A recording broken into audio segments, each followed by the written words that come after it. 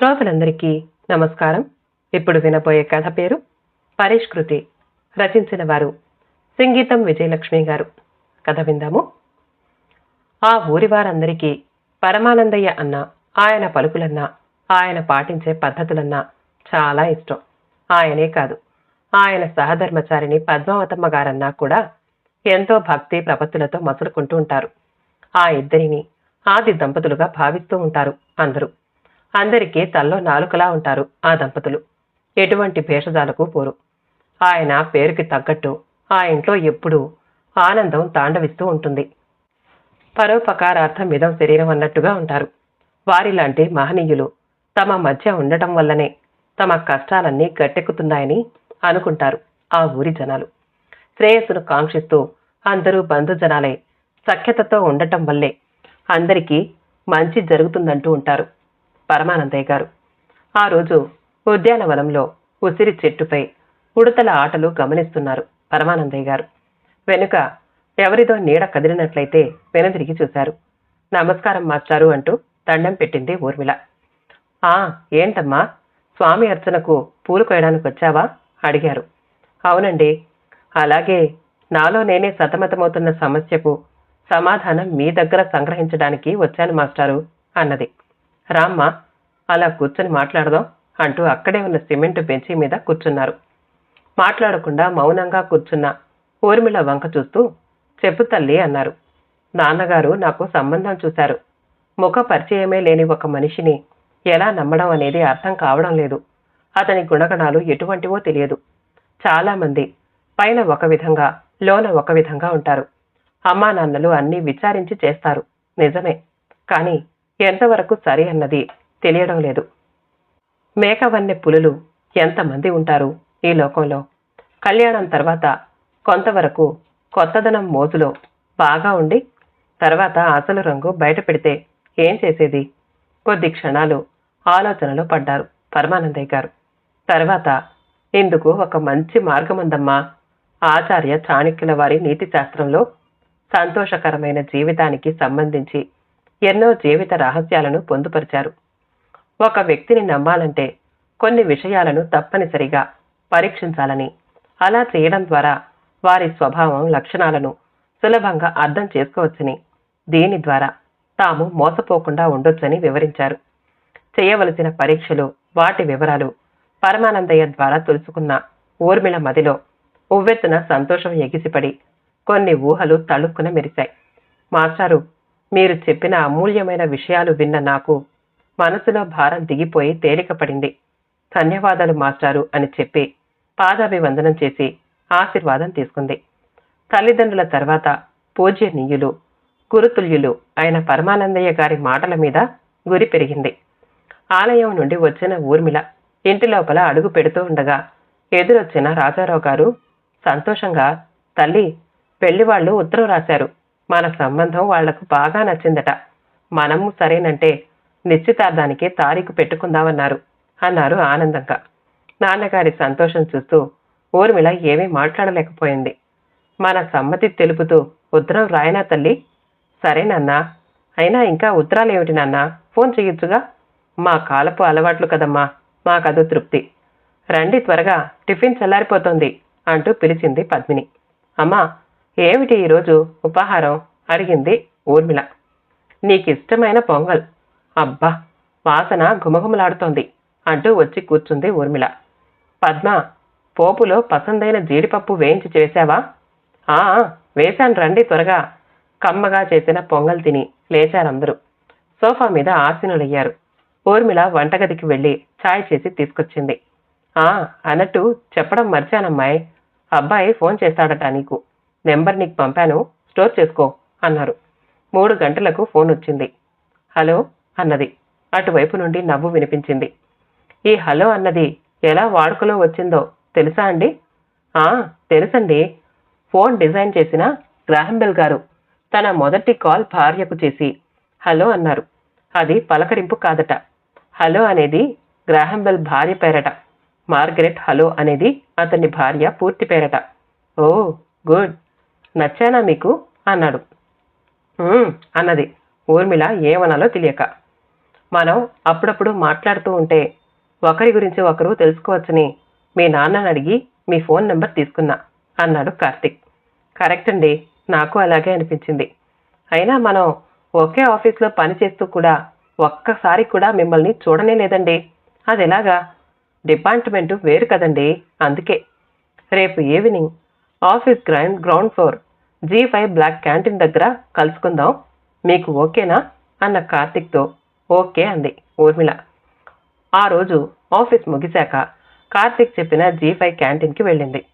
అప్పటికే అక్కడ కార్తిక్ వచ్చి ఉన్నాడు. వెళ్ళి అతని ఎదురుగా కూర్చుంది. కార్తిక్ వైపు చూసింది. అతని కళ్ళల్లో ఏదో మెరుపు కనబడింది. మీకు సల్వార్ కమీజ్ బాగా సూట్ అయింది. అప్పుడు చీరలో చూసిన దానికంటే ఇప్పుడే చాలా బాగున్నారు యంగ్ లుక్స్తో అన్నాడు. నవ్వి ఊరుకుంది ఊర్మిళ. ఊర్మిళ తన హ్యాండ్ బ్యాగ్ నుండి ఒక పార్సల్ లాంటిది తీసి అతని చేతిలో పెట్టి, కార్తిక్ గారు, మీరుండే ఏరియాలోనే రామా ఓల్డ్ ఏజ్ హోమ్ అని ఉంది, మీకు తెలుసా అన్నది. చూసినట్టే ఉంది, కానీ ఎక్కడా అనేదే గుర్తుకు రావడం లేదు. అదేనండి, చర్చ్ వెనకాల స్ట్రీట్. తెలిసింది. అయినా మీకెలా తెలుసు మా ఏరియా? మా ఫ్రెండ్ చెప్పింది. తనే నాకు చూపించి పరిచయం చేసింది. అప్పటి నుండి నాకు వీలైనప్పుడు వచ్చి వాళ్లను పలకరించి యాజమాన్యానికి నాకు తోచినంత అమౌంట్ డొనేషన్గా ఇస్తూ ఉంటాను. ఈ మధ్య 6 నెలలుగా వెళ్ళడం కుదరక వెళ్ళలేదు. తీసి దాచిపెట్టిన డబ్బు మొత్తం 2 లక్షలయ్యాయి. తీసుకెళ్ళి అక్కడ ఇచ్చేయండి ప్లీజ్ అంటూ డబ్బంతా అతని చేతిలో పెట్టింది. మీరు చేస్తున్న ఈ సేవకు ప్రేరణ ఏమిటి ఊర్మిళాదేవి గారు అన్నాడు కార్తిక్. ప్రత్యేకించి ఏమీ లేదు. వృద్ధాప్యంలో కన్నబిడ్డలు చేరదీయక నిర్దాక్షిణ్యంగా వదిలేసిన ఆ దిక్కులేని వారికి చేయూతనిస్తూ ఆశ్రమం స్థాపించిన వారి ఆశయాలకు చేదోడుగా ఉండాలన్న ఉద్దేశంతో వీలున్నప్పుడల్లా ఇలా ఇస్తూ ఉంటాను. గుడ్ అంటూ తల పంకించి, చాలా థ్యాంక్స్ అండి. మీ చర్యతో అనుకోకుండా నాలో ఉదయించే ఎన్నో ప్రశ్నలకు నేను అడగకుండానే సమాధానాలు దొరికాయి అన్నాడు. ఆమెలో ప్రతిబింబిస్తున్న విజ్ఞతకు ప్రభావితుడే. ఎలా అడిగింది ఊర్మిళ. కొత్తగా ఎన్నో ఆశలతో మా ఇంటికొచ్చే అమ్మాయి మా అమ్మా నాన్నలను తన సొంత అమ్మా నాన్నల్లా చూసుకుంటుందా అని అనిపించేది. ఎవరో ముక్కు మొహం తెలియని వృద్ధుల గురించే అంతగా ఆలోచించే మీరు తప్పకుండా మా అమ్మా నాన్నలను బాగా చూసుకుంటారు అనిపించింది. మీ మీద ఇష్టం మరింత పెరిగింది. మీ వ్యక్తిత్వం మీద గౌరవం పెరిగింది. మీ వంటి వారి సమక్షంలో సంసారం హాయిగా గడిచిపోతుందని నమ్మకం కలిగింది. ఆశ్చర్యంతో ప్రొకుటి ముడివేసిందామె. తాను ఎలాగైతే అతని గురించి తెలుసుకోవాలని అనుకుంటూ ఉందో అతను కూడా అదే ఉద్దేశంతో ఉన్నాడన్నమాట. తనకు తెలియకుండానే అతని మనసులోని ఆలోచనలకు పరిష్కారంగా తను నిలిచింది. తనకన్నా ముందు అతనే తన పట్ల తృప్తిని వెలిబుచ్చాడు. కార్తిక్ను కాసేపు అలాగే దీక్షగా గమనిస్తూ తృప్తిపడింది. తాను చేస్తున్న సేవను ఖండించకుండా మద్దతిచ్చేలా ఉన్న అతని ముఖ కవళికలు చూస్తూ అతని మాటలు వింటూ ఉంటే ఆచార్య చాణుక్యుల వారి నీతిశాస్త్రం ప్రకారం తాను పెట్టిన పరీక్షలో అతను నెగ్గినట్టు అనిపించింది. ఆ రోజు శుక్రవారం కావడం వల్ల తెల్లవారి లేచి అమ్మకు అన్ని పనుల్లో సాయం చేసి ఇంటి ప్రవేశ ద్వారం అలంకరించి గడపకు పసుపు కుంకుమ పెడుతున్న ఊర్మిళను చూస్తూ అలాగే నిలబడిపోయింది పద్మిని. పద్మ, ఏంటలా చూస్తూ నిలబడిపోయావు? వెనక నుంచి పలకరించాడు భర్త. అది కాదండి, పాపకు పెళ్లి చేసి పంపించేస్తే ఈ ఇంట్లో తన సవ్వడి లేకుండా మనం ఎలాగండి ఉంటాం అన్నది పేలగా. పిచ్చి ముద్దు పద్దు, అదా నీ ఆరాటం. కొన్ని రోజులు అలా ఉంటుంది. రాను రాను అన్నీ తానుగా అలవాటు పడుతుంది. త్వరగా రెడీ అయ్యిరా, గుడికెళ్ళి వద్దాం. సరే అంటూ లోపలికి వెళ్ళింది. అది సాయంత్రం సమయం. చెట్లు మొక్కలకు పైప్తో నీళ్లు పెడుతోంది ఊర్మిళ. మొబైల్లో వాట్సాప్ మెసేజ్ వస్తే తీసి చూసింది. కార్తిక్ పంపిన మెసేజ్ అది. ఓల్డ్ ఏజ్ హోమ్ వాళ్ళు ఇచ్చిన డొనేషన్ రసీద్ అది. అసలు చెప్పాలంటే డబ్బు వృద్ధాశ్రమంలో కట్టినా కట్టకపోయినా అడిగేవారు లేరు. ఒకవేళ భవిష్యత్తులో తనకు తానుగా అక్కడికి వెళ్ళి ఎవరైనా డబ్బులిచ్చారా అని అడిగితే తప్ప ఆశ్రమం వాళ్ళు కూడా తమకై తాము చెప్పరు. ఎందుకంటే ఇలా దానం చేసేవాళ్ళు అక్కడికి ఎంతో మంది వస్తూ ఉంటారు. అందరినీ గుర్తుంచుకోవాల్సిన అవసరం కూడా వాళ్లకు ఉండకపోవచ్చు. పైగా అతన్ని తానేమీ రసీదు ఇవ్వమని కూడా అడగలేదు. కానీ ఎంతో బాధ్యతగా రసీదు పంపి సంస్కారవంతుడని నిరూపించుకున్నాడు. ఆచార్య చాణుక్యుని నీతి సూత్రాల ప్రకారం వృద్ధాశ్రమంలో డబ్బులు కట్టమంటూ తాను పరోక్షంగా పెట్టిన పరీక్షలో ఉత్తీర్ణుడయ్యాడు. కార్తిక్ మంచి సంస్కారం గల వ్యక్తి అన్న నమ్మకం కలిగింది. అయినా ఈ ఒక్క పరీక్ష సరిపోతుందా? కడివెడు అన్నం ఉడికిందనేందుకు ఒక్క మెతుకు చూస్తే చాలదా? మనిషిలో స్వార్థపూరిత ఆలోచనలు లేవని తేలింది. డబ్బు మీద వ్యామోహం లేనివాడని తెలిసింది. భవిష్యత్తులో తాను చేయబోయే మంచి సేవా కార్యక్రమాలకు అడ్డు చెప్పడని, డబ్బు కంటే బంధాలు ముఖ్యమన్న భావన గల మంచి మనిషిని అర్థమయ్యింది. ఊర్మిళ మనసుకు హాయిగా అనిపిస్తోంది. ఇప్పుడు పెళ్లి గురించి మనసులో ఎటువంటి సందేహాలు భయాలు లేవు. ఓ మంచి ముహూర్తంలో నిశ్చయ తాంబూలాలు పుచ్చుకున్నారు. కళ్యాణ ముహూర్తం నిర్ణయించారు. కాలం ఆనందంగా పరుగులు పెడుతున్నట్టు అనిపిస్తోంది. కళ్యాణ ఘడియలు వచ్చేశాయి. పెళ్లి సందడి ఆరంభమైంది. బాధా భజంత్రీలు మోగాయి. సూత్రధారణ జరిగింది. పెద్దలందరూ వధూవరులను ఆశీర్వదించారు. పరమానందయ్య గారిని కార్తిక్కు పరిచయం చేసింది ఊర్మిళ.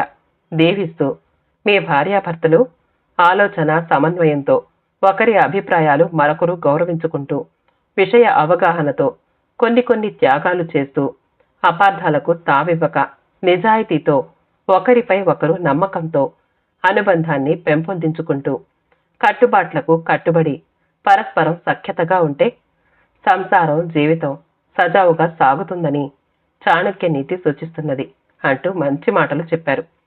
దీర్ఘ సుమంగళీ భవ, పిల్లా పాపలతో చక్కగా వర్ధిల్లండి అని ఆశీర్వదించారు. వధూవరులిద్దరూ మదిలో కోటి ఆశల ఊసులతో ముందుకు సాగారు. కథ సమాప్తమండి. కథ నచ్చితే మా ఛానల్ని లైక్ చేయండి, షేర్ చేయండి, సబ్స్క్రైబ్ చేసుకోండి. ఆల్ అనే బెల్ బటన్ని నొక్కండి. మళ్ళీ కలుద్దాం ఇంకో మంచి కథతో.